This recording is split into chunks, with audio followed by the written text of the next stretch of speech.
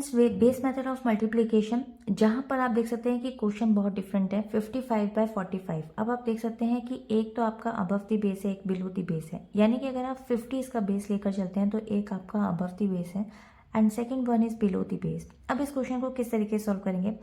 इस क्वेश्चन को बहुत ही इंटरेस्टिंग वे में सॉल्व करेंगे, यानी कि लास्ट वीडियो के जितने भी ट्रिक्स मैंने आपको कराई थी बेस मेथड के, उसके 3-4 स्टेप्स मैं आपको एक ही क्वेश्चन के अंदर फॉलो करके दिखाऊंगी और बहुत ही इजी वे में करके दिखाऊंगी। आपको वो सारे स्टेप रिकॉल होंगे, साथ में आप किसी भी तरह का क्वेश्चन बहुत इजीली फाइंड आउट कर पाएंगे। आई गारंटेड कि ये बेसिक टू एडवांस जो आपका वैदिक मैथ्स है, बहुत ही रेयरली आप कभी इसको सीख पाएंगे। तो इसको फॉलो कीजिए, मुझे कमेंट सेक्शन में ज़रूर बताएगा कि आपको कैसे लगी। देखिए, एक्चुअल बेस अगर आप यहाँ पर 10 लेते हैं तो easily you can make it 50। तो आप इसको यहाँ पर एक चीज़ और कर सकते हैं। तो चलिए, लास्ट की वीडियो में मैंने आपको 10 से कराया था, मैं यहाँ पर आपको 100 से कराती हूँ। देखिए, इंस्टेंट को जो चीज़ की जाती है ना, वो बड़ी मज़ेदार होती है। यहाँ पर हम 100 लेके चलते हैं। तो देखिए, 100 को अगर मैं डिवाइड करती हूँ 2 से तो आई विल गेट 50। वहाँ पर मैंने 10 को 50 बनाया था, या मैं 100 को 50 बना रही हूँ। तो आप दोनों तरह के क्वेश्चंस को बहुत ईजिली समझ पाएंगे और किसी भी टाइप के क्वेश्चन को कर पाएंगे। यहाँ पर 55 लेते हैं, 55 को 45 से मल्टीप्लाई करना है। सबसे पहले बेस को फाइंड आउट करते हैं। बेस हमें मिल गया यहाँ पे 50।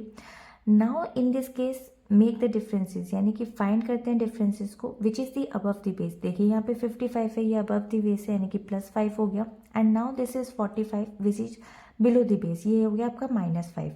अब हाफ ऑफ द पार्ट में सबसे पहले एक्चुअल बेस के अंदर जितनी भी जीरोस होती है, you have to put the dashes, यानी कि 2 डैशेस में पुट करूँगी। लेकिन क्योंकि यहाँ पर जब भी मैंने आपको बताया कि बिलो द बेस और अबव द बेस होता है, तो हम हमेशा क्या करते हैं, जब भी हमारा आंसर माइनस में होता है तो हम डैशेस को कंसिडर ना करके सीधा डिजिट्स लिख देते हैं, यानी कि 5 से 25। क्योंकि यहाँ चलो 2 डैशेस थे तो दोनों में आ गए, 3 होते तो 3 डिजिट्स पे आप पूरी लिख देते हैं एज इट इज़। क्यों लिखते हैं मैं आपको नेक्स्ट स्टेप में बताती हूँ।